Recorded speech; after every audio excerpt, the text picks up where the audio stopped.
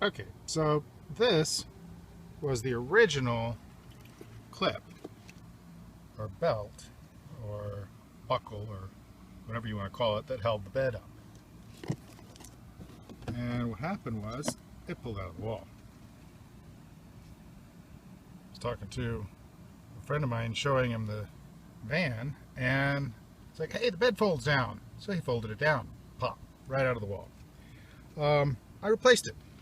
I replaced it with a actual seat belt buckle. This one's actually designed for using on wheelchairs and had a grommet at the very end. Of course, I needed or wanted grommets that were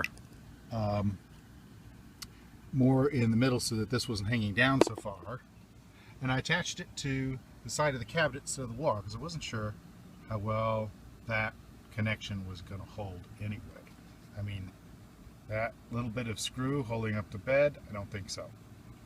So I've got a much longer screw that's going all the way through the cabinet. In fact, I attached the other end of the belt clip with an extra washer because the grommet was too big, in the same position using the same screw, and it's got this belt that clicks in, and then you can tighten it up so it holds the bed in place really nicely. And that is fairly similar to what I have seen others mod or fixes from Winnebago,